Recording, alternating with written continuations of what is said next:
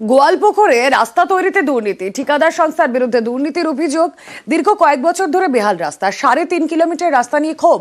2 কোটি টাকা খরচে শুরু রাস্তার কাজ, আর কাজ শেষের আগেই নতুন রাস্তা খারাপ হওয়ারও অভিযোগ উঠছে। ঠিকাদারের কাজের মান নিয়ে প্রশ্ন পঞ্চায়েতের। কথা বলবো আমাদের প্রতিনিধি চঞ্চল রয়েছেন সঙ্গে। চঞ্চল, অভিযোগটা ঠিক কি?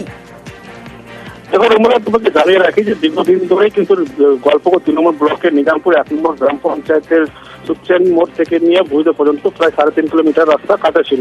দীর্ঘদিন ধরে এলাকার মানুষ কিন্তু দাবি জানিয়েছিল। এরপরে কিন্তু 2021 সালের নির্বাচনে কিন্তু তৃণমূল জয় হওয়ার পরে সেখানকার বিধায়ক RIDF দপ্তর থেকে প্রায় 2 কোটি টাকা দিয়ে 3.5 কিলোমিটার রাস্তা তৈরি করার কাজ শুরু হয়। 15 দিন যেতে না যেতে সেই রাস্তার মধ্যে দেখা গেছে যে সেই জঙ্গল উঠতে শুরু করেছে এবং নিম্নমানের কাজ করেছে, এবং এই এলাকাবাসীর বাসিন্দাদের চোখে পড়তে কিন্তু ক্ষোভ উগরে দিয়েছে ঠিকাদারের বিরুদ্ধে এবং ব্যাপক দুর্নীতির অভিযোগও তুলেছেন এলাকার বাসিন্দারা। তবে দ্রুত যাতে এই রাস্তাটি পুরোটাই মেরামত করা হয় সেই দাবি তুলেছেন। অন্যদিকে এই বিষয়ে যখন আমরা গোয়ালপুকুর 2 নম্বর ব্লকের যে পঞ্চায়েত সমিতির সভাপতি আনোয়ার আলমকে জিজ্ঞেস করা হলে তিনিও কিন্তু রাস্তার বিষয় নিয়ে কিন্তু ক্ষোভ উগরে দিয়েছেন এবং যথেষ্ট তিনি ব্যবস্থা গ্রহণের আশ্বাস দিয়েছেন বলে তিনি জানিয়েছেন।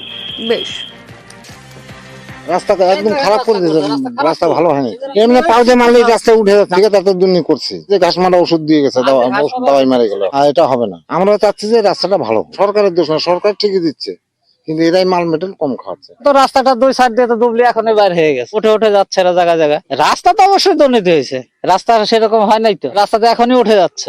রাস্তাটা আমাদের ভালো চাই। রাস্তার মধ্যে ঘাস নাকি? হ্যাঁ, ঘাস উঠে গেছে, ওটা স্প্রে করছেন? ওখানে আগে করতে গেছে, করছি। মানে ঘাসগুলো মারার জন্যই স্প্রে করা হচ্ছে, তাই তো? হ্যাঁ, ওরকমই হবে, ঘাসের লেগেই করছে।